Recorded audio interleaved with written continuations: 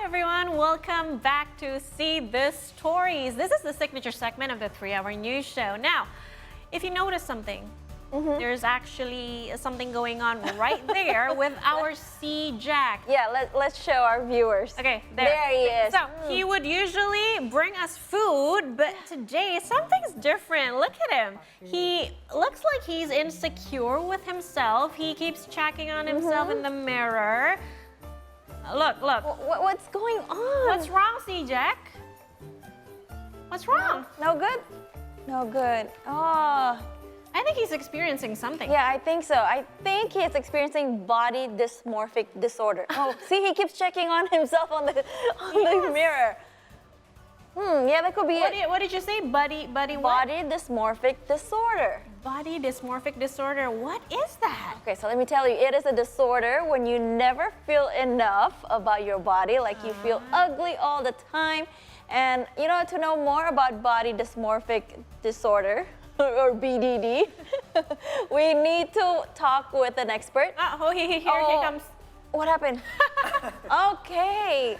So he's so insecure, he's gonna bring the mirror everywhere he goes. Yep, apparently. All right, say no more. We're gonna talk about this issue with Rafael Aditya. He is from a clinic. He is a clinical psychologist from Indo-Psycare. Hello, Rafael. Hello. Hi. Thank you so much for being here. Welcome. Okay, so what you saw earlier, is that something that is normal nowadays? Does that happen often? What do you think? Unfortunately, no. Not everybody experience something like that. Not everybody carrying mirror, obviously. Yeah. But sometimes you could see that sometimes people are preoccupied with their flaws in their body and they often check using their gadget. But before we go any further, Yanni here mentioned something that I'm not familiar with. Yes. It's called body dysmorphic disorder. What is that? Again, please explain in an easy language so that Okay. us can understand. So in easy language, body dysmorphic disorder is when you're preoccupied with your imagined flaws. It could be anything, your hair, your makeup, or maybe your muscle, your body fat. So you're never satisfied with what you True, see. never satisfied. So would you say this is a mental disorder? True, it is mental disorder. Okay. So it is classified as a mental disorder. So in order for someone to recover from that, one must seek professional help, Yeah. a psychiatrist or a psychologist. It is recommended they come to the both of them actually, if the symptoms is already severe enough. Okay. How can someone be classified as having a BDD? Like how severe? Okay. Like the Maybe- symptoms. The symptoms. Yeah, the symptoms. Okay. Because I often feel insecure about my features sometimes, but not every day, not carrying mirrors everywhere I go. So I need to know the normal level. yeah, the normal level. Okay. So you see, anxiety is normal, okay? Anxious about your makeup, anxious about your body, okay? But if the anxiety is excessive, such as keep checking the mirror, keep seeking assurance for people, or maybe asking some people 20 times a day, am I pretty enough? Am I good enough? Am I bulk enough or something? Or maybe consuming some diet pill or maybe supplement pills over and over. Yeah, it could be you're having a BDD. So the key word is excessive. Excessive, So true. you keep repeating it. Yeah. So does it mean that when someone is constantly like checking themselves in the mirror, it's classified as BDD? And for example, if they do something to themselves like a plastic surgery, will they be satisfied after that or no? Unfortunately, a study from 2014, 40% of patients that try to plastic surgery end up suing the plastic surgery doctor because they never satisfied with their surgery. Really? Yeah, so surgery is not the answer for this. Exactly. So surgery is not the answer. So what can you do? Okay, so based on NICE and ICE, or National Institute for Health and Care Excellence, BDD could be treated by ERP or cognitive behavior therapy. So they have to come to the psychologist, of course. Or maybe if they come to psychiatrist, they can help some supplement such as SSRI to help them. I read somewhere that one of the symptoms of BDD is constantly comparing yourself with other people. But I think we do that all the time. I think especially girls. Yes, like, girls do that. Not often girls, boys do that. Too. Boys do For that example, too. boys in the gym, of Yeah. course. yes, of course. So what differentiate normal people with BDD? I mean, everyone, I think, compare themselves once in a while. Okay. We see the D in BDD is disorder, right? Right. So people characterized by disorder when they do it and they become disabled in their life, such as they unable to go outside their home, unable to interact with other people, unable to do their job or maybe their study.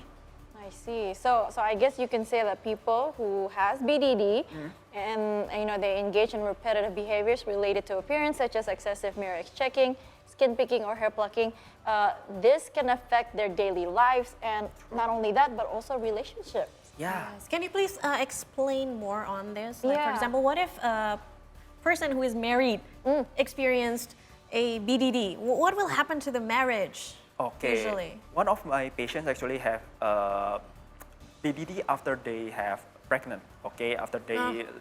Postpartum body. That's right. Correct. That'll be a question for me too. Okay. So yeah, it's normal after having a baby, you have Yeah. a bigger body, right? Or Yeah. maybe some scar in your Yes. body. Oh, you right? tell me. Yeah. Yes. And after that, my patients actually having anxiety with their body. What if my husband don't love me anymore? And keep looking at the mirror, keep using any products, keep asking, am I pretty enough? Am I good looking enough? Do you still love me? That definitely affects the relationship. then. True. Imagine if your wife Yeah. keep asking you 20 times a day, every day. But she was cured. Please Yeah. tell us. Oh, so the key is to seek for professional help. Do True. not face it alone. I mean, not every husband can understand that, or not every partner, or not everyone have the support system, right? And I also heard that BDD could lead to severe depression, things like that. Is that true? How can it progress from just BDD to having a severe depression? Okay, you see that, for example, the previous case, okay, Yeah. keep asking their Yeah. husband. Maybe for 1 day or maybe 1 month, the husband will still reply, but after that, do you think the husband will keep replying over and over? No, or he maybe gets do you think- tired. Yeah. Get tired or maybe become furious or upset about that. And after that, they become anxious about themselves. Oh, maybe it's true. My husband never loved me anymore, or my husband hate my body like this, and then they become depressed. They become self-comparing with other people, and then depressed. But if we're talking about BDD, it feels like it's more familiar now because of social medias, right? Yes. Like, I mean, back then, I didn't know anything about BDD. So how do social media and the internet affect individuals with BDD? And given how it mainly focuses on appearances on these platforms, you open TikTok, all these, everyone, social media is all about how you look. Because as you see, as in the social media, people always comparing themselves, and it's easy to compare itself. Your friends, your colleagues, or your friends anywhere, or maybe your artist. Okay, so and you can see in social media, people often like people with certain part of their body. It becomes norm. So as if they're saying that I only like female or boys like this, and other than that, it's not normal. Yeah. And people believe that norms. How common it is, BDD here in Indonesia? Because earlier we talked with Hans, the three of us, we talked about BDD, and we realized that not many people here in the country are even familiar with that term. I didn't know about BDD until today. And meanwhile, people in the West, for example, in America or in Europe, they're more aware of this.